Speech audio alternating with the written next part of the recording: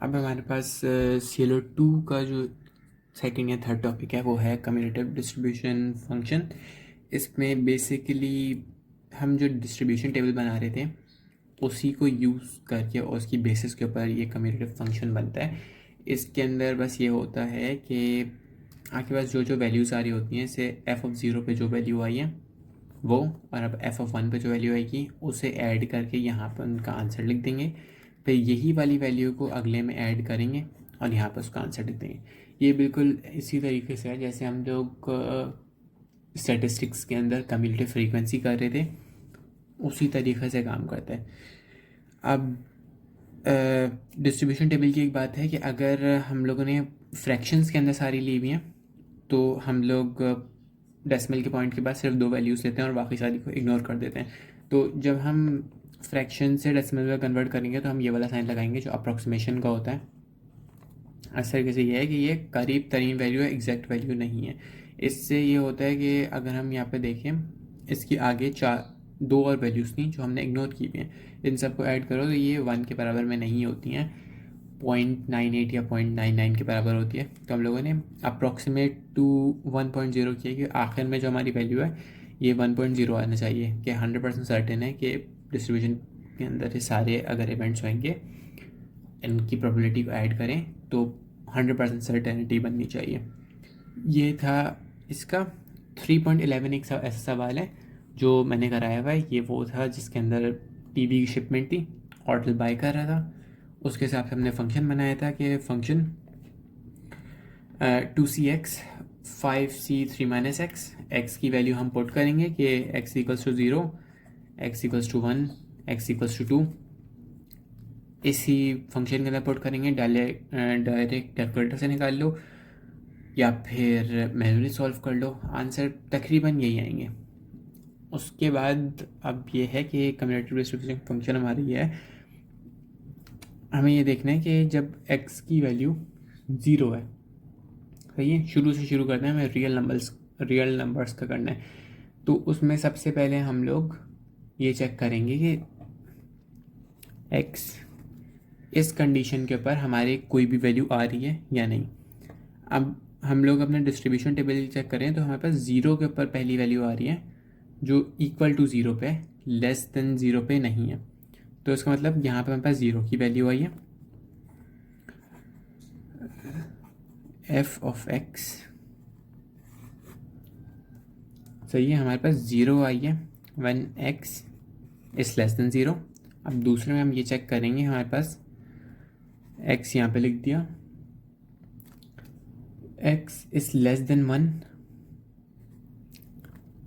But it is greater than is equals to 0। इसके अंदर हमारे पास f ऑफ 0 की वैल्यू आ जाएगी जो है 10/35। 10/35 यहाँ पर आ जाएगी और इसी से हम कंटिन्यू करते रहेंगे। अब 1 यहाँ पे आ जाएगा और 2 यहाँ पे आ जाएगा, जैसे 1x और फिर लेस देन 2। अब इसके अंदर ये है कि हम देखें कि x की वैल्यू 1 से बड़ी होनी चाहिए। 1 से बड़ी का मतलब है कि 0 से भी बड़ी है, तो हम 0 का इसके अंदर ऐड करेंगे जो है 10/35 प्लस, और फिर 1 के ऊपर जो आ रही है 20/35, जो कि हमारे पास 30/35 बनता है।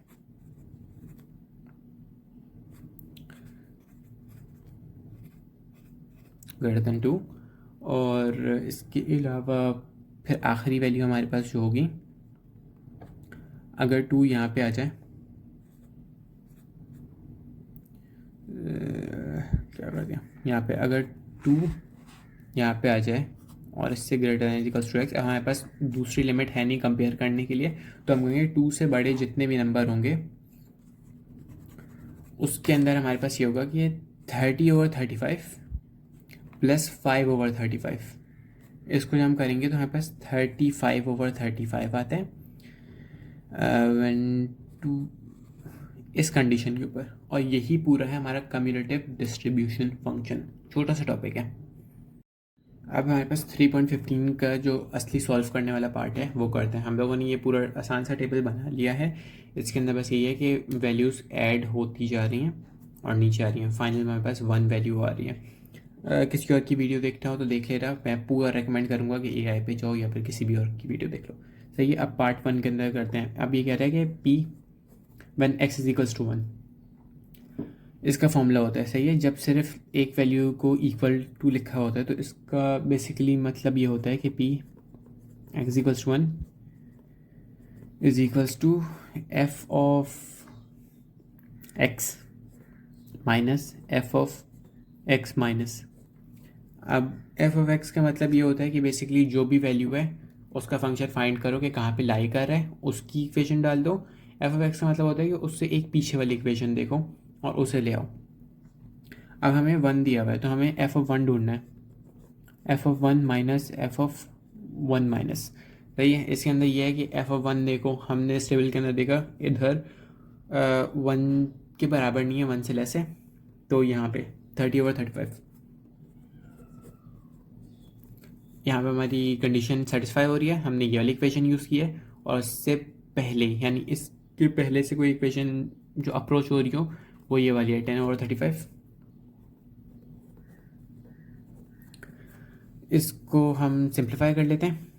इसको सिंप्लीफाई करने से हमारे पास ये आ जाएगा 6/7 माइनस 2/7 जो कि बराबर होगा 4/7 के। ये हमारा पार्ट ए का आंसर है। अब पार्ट बी के अंदर हमें एक कंडीशन दी हुई है कि पी 0 से ग्रेटर हो x बट इक्वल टू और and less than 2।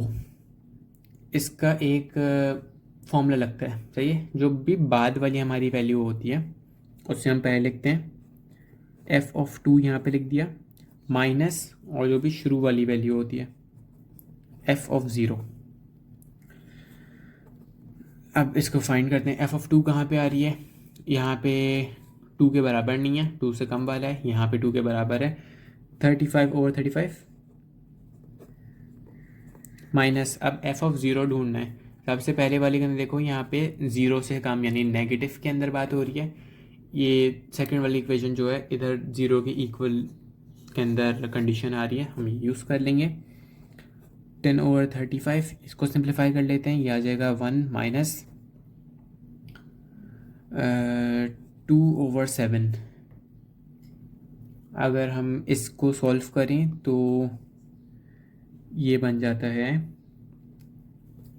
7 - 2/7 is equals to 5/7। ये है हमारा आंसर।